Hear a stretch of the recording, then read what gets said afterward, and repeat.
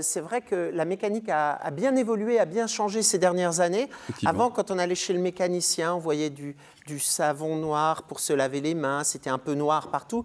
Maintenant, on a l'impression d'aller chez le dentiste tellement c'est propre. Effectivement. La formation a changé, elle aussi? Les ateliers ont changé, la formation a beaucoup changé, oui, tout à fait. Effectivement, sur les dernières années, la technologie qui aujourd'hui compose les véhicules nous oblige à travailler finalement proprement.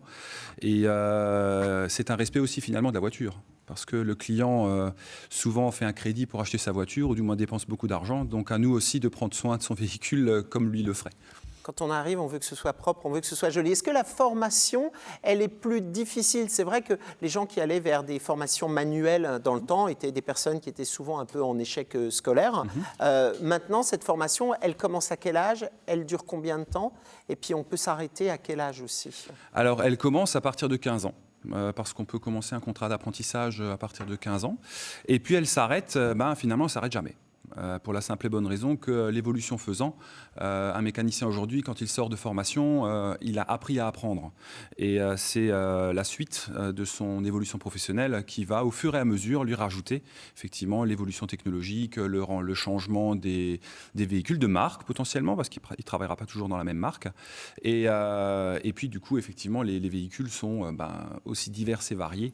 Et donc, il faut être vraiment un vrai couteau suisse. Ça veut dire qu'il y a une formation continue qui est apportée aux mécaniciens à l'heure actuelle? Oui. On doit se renouveler en permanence? Je dirais qu'un mécanicien aujourd'hui, s'il veut être en forme pour travailler, c'est au moins une formation annuelle pour pouvoir rester au contact de ce qui se fait. Mais alors, ça veut dire que les petits garagistes indépendants, c'est terminé? Parce que moi, je me rappelle d'une époque où il y avait le garagiste qui avait son garage, il était tout seul. S'il part en formation, il est obligé de fermer, il perd des clients. Ça veut dire que c'est terminé, les petits commerces? Alors non, pas du tout. En fait, les petits commerces ont toujours la possibilité de se former. Alors, il y a diverses solutions, hein. Il y a des grands organismes de formation, il y en a des plus petits qui s'adaptent finalement aux besoins et qui s'adaptent aussi à leur temps.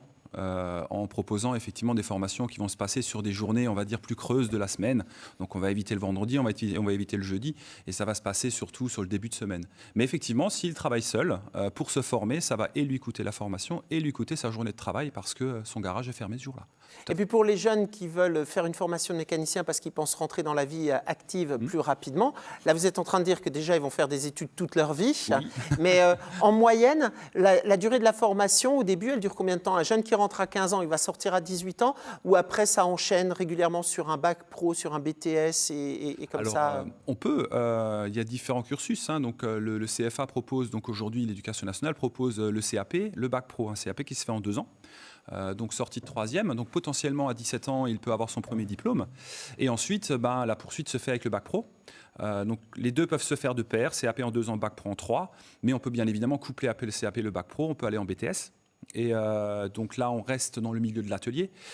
Et ensuite, il existe même une licence professionnelle. Quand on va, alors je ne sais pas, je ramène à moi, c'est peut-être pas très bien, mais vous allez me dire autour du STUM si c'est votre cas. Quand on va chez le garagiste, maintenant, on a l'impression qu'il met une prise dans notre voiture et ensuite qu'il nous demande de l'argent.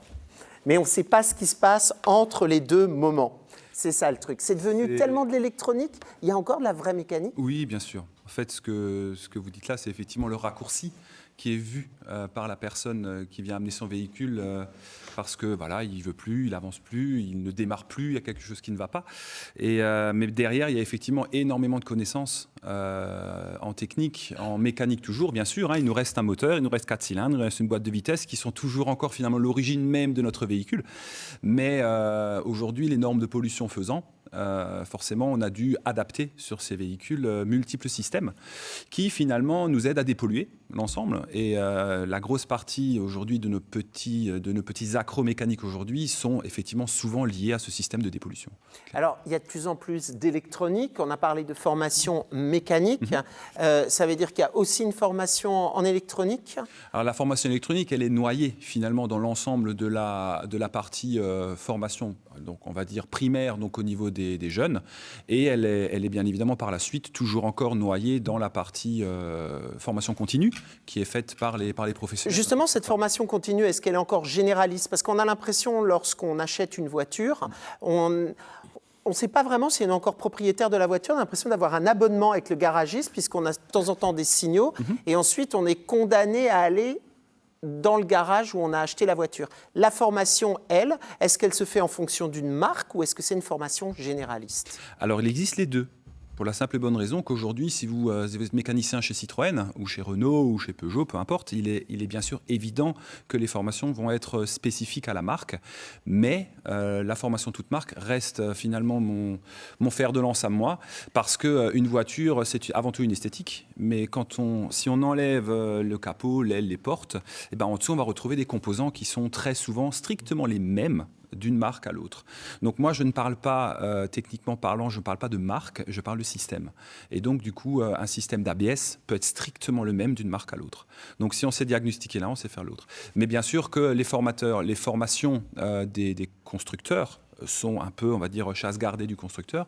Et ensuite, il existe bien sûr de la formation toute marque, de la formation généraliste. C'est une filière qui recrute à l'heure actuelle? Alors, la filière recrute énormément. Pour la simple et bonne raison qu'aujourd'hui, les techniciens qui sont capables d'être les couteaux suisses finalement de l'atelier, eh ben, il n'y en a plus beaucoup. Et donc, du coup, les garages, on cherche garages, concessions, petits comme gros. On cherche vraiment beaucoup. Ouais. Justement, les couteaux suisses, avant, moi j'ai le souvenir des personnes un peu plus âgées qui allaient réparer elles-mêmes leur voiture dans leur garage. Est-ce qu'il y a encore des tutos? Est-ce qu'il est encore possible de réparer sa voiture, de ne pas avoir besoin d'aller chez le garagiste où on a acheté la voiture? Alors oui, c'est possible à partir du moment où on sait faire le tri des informations qu'on va trouver justement sur Internet. Parce que sur Internet, on trouve plein de choses, comme vous dites, les tutos. Si on n'a vraiment aucune idée du fonctionnement global du système, je dirais il vaudrait mieux ne pas y toucher parce qu'on risquerait de faire le contraire de ce qu'on cherche à faire. Mais si effectivement on a un minimum de connaissances, oui, une vidange, c'est toujours faisable.